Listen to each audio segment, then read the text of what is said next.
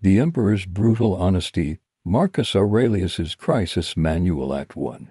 The CEO of catastrophe in 161 CE, Marcus Aurelius became Emperor of Rome at age 40. He inherited what looked like the most powerful position on earth, ruler of an empire stretching from Britain to Mesopotamia, commanding history's most effective military, presiding over unprecedented prosperity. Within 2 years, everything was collapsing. The Antonine Plague, likely smallpox, arrived from the east in 165 CE. It killed millions across the empire, possibly 10% of the total population. Cities emptied. Trade collapsed. The army lost cohesion as soldiers died faster than they could be replaced. Simultaneously, Germanic tribes crossed the Danube frontier in unprecedented numbers, exploiting the plague's devastation. Marcus spent most of his reign on military campaigns, living in camps on the frontier, managing a defensive war the empire was slowly losing. His co-emperor and adopted brother Lucius Verus died in 169 CE, leaving Marcus alone at the top. His most trusted general, Avidius Cassius, launched a rebellion in 175 CE. His wife Faustina, whom he deeply loved, was rumored to be unfaithful, though he never acted on the gossip. The imperial treasury was depleted. Inflation ravaged the economy. The plague returned in waves. The military situation deteriorated continuously. The administrative machinery of the empire buckled under combined stress. This wasn't theoretical crisis. It was comprehensive systemic failure happening simultaneously across all domains: public health, military security, economic stability, political loyalty, personal relationships. Marcus couldn't delegate his way out. He was the emperor. The entire system pointed to him for decisions. And there were no good options, only varying degrees of catastrophic. Act 2. The notebook that kept him sane. Sometime during this period, we don't know exactly when, Marcus started writing what we now call the Meditations. These weren't intended for publication.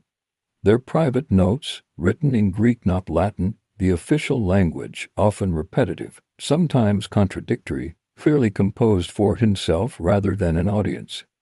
The tone is striking, harsh, uncompromising, almost brutal in its self-criticism and reality-facing. Book 2, Entry 1. Say to yourself in the early morning, I shall meet today inquisitive, ungrateful, violent, treacherous, envious, uncharitable men. All these things have come upon them through ignorance of real good and ill. This isn't inspirational. It's psychological preparation for dealing with terrible people in impossible situations. Book 4, Entry 48. Think of yourself as dead. You have lived your life. Now take what's left and live it properly. This isn't metaphor. Marcus was genuinely preparing himself psychologically for death. He commanded armies in plague zones while personally vulnerable to disease, assassination, or military disaster. The Meditations read like a Slack channel where Marcus is the only participant, constantly reminding himself of basic principles because the stress of his situation makes forgetting them easy. You're going to die. Nothing you accomplish matters cosmically. Other people are irrational and you can't control them. Focus on your own rational judgment and virtuous action. Accept what you can't change. Over and over, in different formulations, hammering these points into his own consciousness. This wasn't philosophy for the sake of philosophy. It was cognitive behavioral therapy performed in writing, deliberately structuring his thoughts to prevent psychological collapse under impossible press. Sure, Act 3, the techniques that sustained Marcus's journaling wasn't random reflection.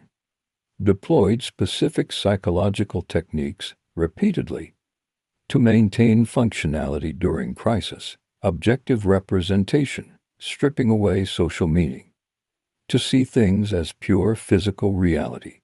Book 6, Entry 13. When you have savories and fine dishes set before you, you will gain an idea of their nature if you tell yourself, that this is the corpse of a fish, and this the corpse of a bird or a pig, and again, that Falernian wine is grape juice, and that purple robe is sheep's wool dyed in shellfish blood. This sounds absurdly reductive.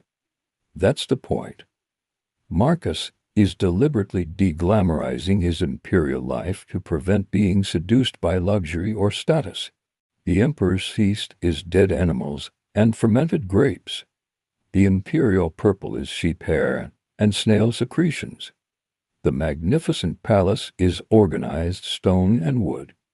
This technique prevents what we might call status intoxication, mistaking your position's trappings for actual value or power. For Marcus, managing a dying empire, this was essential. The prestige of being emperor was real socially but meaningless practically.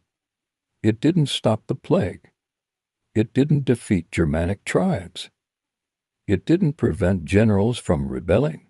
Objective representation let him see past the emperor role to the actual problems: disease vectors, military logistics, resource allocation, political dynamics. Premeditatio malorum, deliberate visualization of worst-case scenarios. Book 7, Entry 69. Do not disturb yourself by picturing your life as a whole. Do not assemble in your mind the many and varied troubles which have come to you in the past and will come again in the thought. But ask yourself with regard to every present difficulty, what is there in this that is unbearable and beyond endurance? Marcus is training himself to handle catastrophe by mentally rehearsing it beforehand. The plague could kill him today. The Germanic tribes could break through. A general could betray him. The economy could collapse further. By visualizing these scenarios regularly, he prevents them from psychologically overwhelming him when they occur.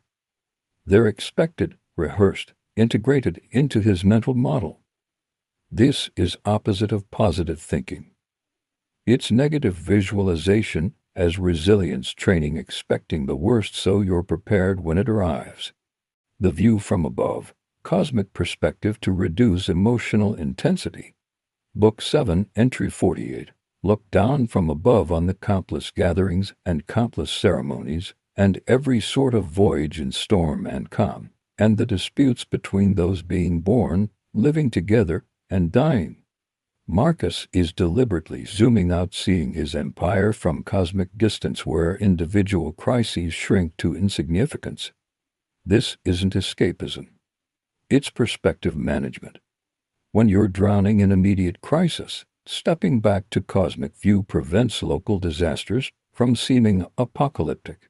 The Germanic invasion is catastrophic for the people it affects. From cosmic view, it's minor border conflict in one region of one planet in infinite universe.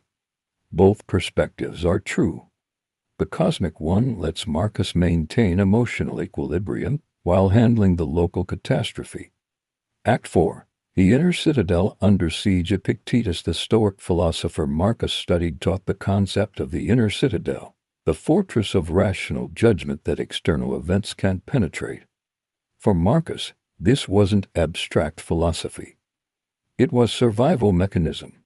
Everything external was failing. The empire was dying. People were betraying him. The plague was unstoppable. Military campaigns weren't decisive. Economic conditions were deteriorating.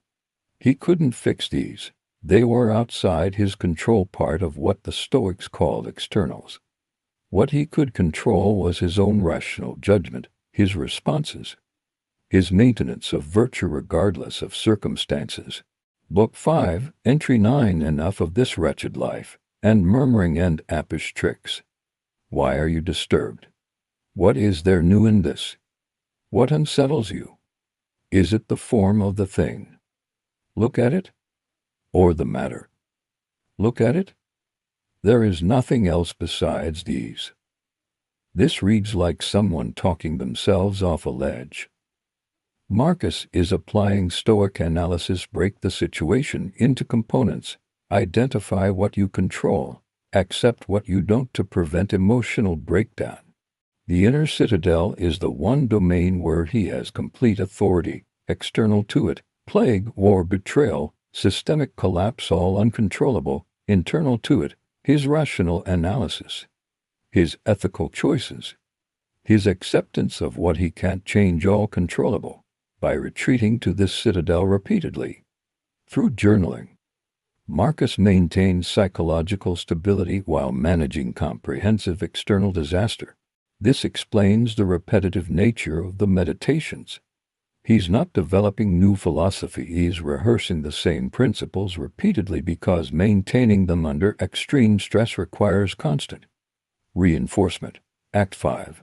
Leading through mortality. One of Marcus's most striking techniques is constant meditation on death, his own and others. Book 4, Entry 5. He who fears death fears either loss of sensation or a different kind of sensation. But if you lose sensation, you will not feel any harm, and if you acquire another kind of sensation, you will be a different kind of living being and you will not cease to live. This isn't morbid. It's psychological technology for making hard decisions. When you're managing systemic crisis, you make decisions that result in deaths. Sending armies to battle. Allocating scarce resources away from plague victims toward military needs.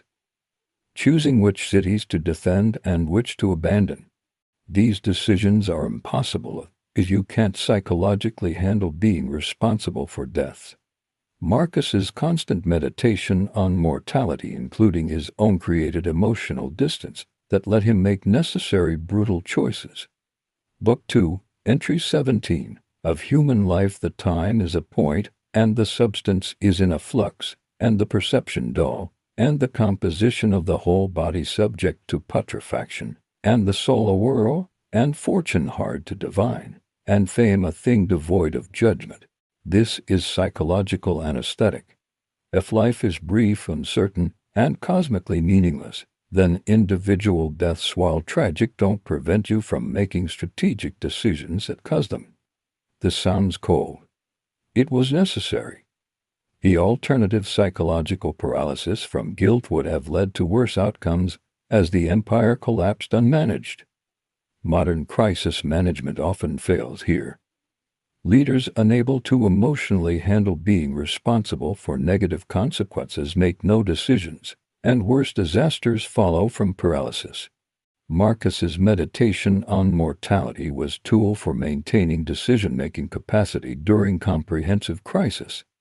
Act 6. The betrayals he endured. In 175 CE, Marcus's most trusted general Avidius Cassius, governing the eastern provinces, declared himself emperor, apparently believing Marcus had died during the plague. This was existential betrayal. Cassius commanded legions. He controlled wealthy provinces. He could potentially win a civil war. Marcus's response reveals his psychological toolkit in action. He didn't rage. He didn't panic. He analyzed the situation objectively, made rational decisions about military response, and maintained equanimity throughout. When Cassius was killed by his own soldiers before Marcus even confronted him, Marcus reportedly showed no satisfaction or relief, just acceptance that external events had resolved themselves. Book 11, Entry 18, possibly written during this period. It is in your power to live free from all compulsion in the greatest tranquility of mind, even if all the world cry out against you as much as they choose. This is someone reminding himself that external betrayal, even by trusted subordinates, doesn't require internal disturbance. The betrayal happened. It was outside Marcus's control. His judgment of Cassius as trustworthy was based on reasonable evidence. The betrayal revealed information Marcus didn't have. Feeling guilty or enraged about it was irrational, so he didn't. He processed it, responded strategically, and moved on. This emotional discipline under betrayal was enabled by the journaling practice, constant reinforcement that externals don't determine internal state, that other people's actions are outside your control. That rational response is the only thing within your power. Act 7. The framework that outlasted the empire. Marcus Aurelius died in 180 CE, likely from the plague he'd spent years fighting. The empire continued declining. His son Commodus, who succeeded him, was incompetent and possibly insane. The Severan dynasty followed, then the crisis of the 3rd century, when the empire nearly collapsed completely. By the 5th century CE, the Western Roman Empire had fallen. The political and military system Marcus spent his life trying to preserve disappeared. But the meditation survived. Copied through medieval monasteries, rediscovered in Renaissance, translated into modern languages, read by millions across 2 millennia. The empire failed. The psychological framework for managing its failure endured. This matters because it reveals what actually lasts, not institutions or achievements, but psychological tools for navigating difficulty. Marcus's techniques: objective representation, negative visualization, cosmic perspective, focus on controllables, meditation on mortality. Work regardless of whether the empire survives. They're not dependent on success. They're tools for maintaining rationality and virtue during failure. This is their power. They don't promise to fix external situations. They promise to maintain internal stability regardless of external catastrophe. Act 8. The blueprint still functioning in 2026. We face different crises than Marcus: climate change rather than plague, economic instability rather than military invasion, technological disruption rather than barbarian tribes. But the psychological challenges are identical: managing comprehensive systemic stress, making decisions with inadequate information, maintaining functionality during crisis, preventing external chaos from creating internal collapse, leading when every option is bad. Marcus's toolkit applies directly: objective representation, strip away status and prestige to seed problems as data requiring rational response; negative visualization, mentally rehearse worst-case scenarios to prevent psychological overwhelm when they occur; cosmic perspective, zoom out to reduce emotional intensity of immediate crises; focus on controllables, direct energy toward what you can actually influence, accept what you can't; meditation on mortality, maintain perspective that allows hard decisions despite their costs. These aren't ancient philosophy. They're psychological technology that works regardless of era. The difference between Marcus and modern leaders: Marcus had no illusions. He knew the empire was dying. He knew he couldn't save it. His journaling wasn't about finding solutions, it was about maintaining rationality and virtue while managing inevitable decline.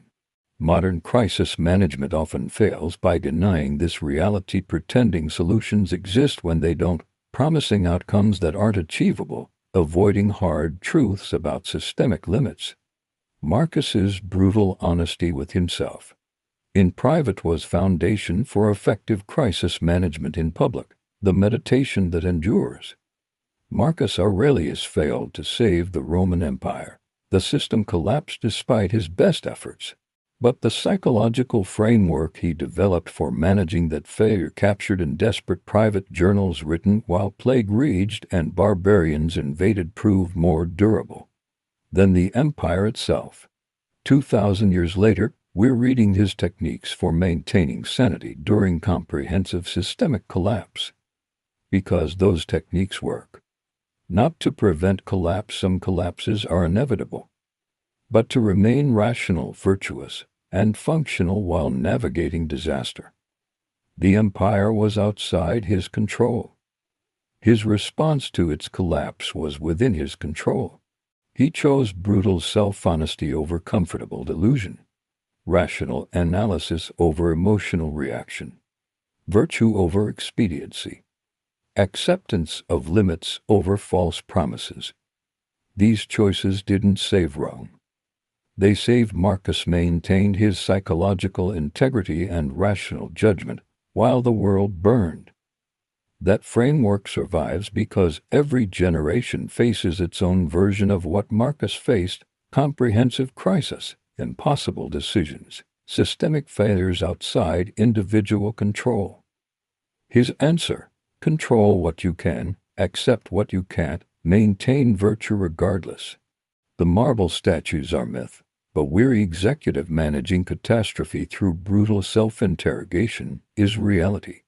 And the toolkit he developed, written in desperate moments of a failing reign, remains the most effective manual for crisis management ever created. The empire fell. The framework endures. That's the only victory that matters.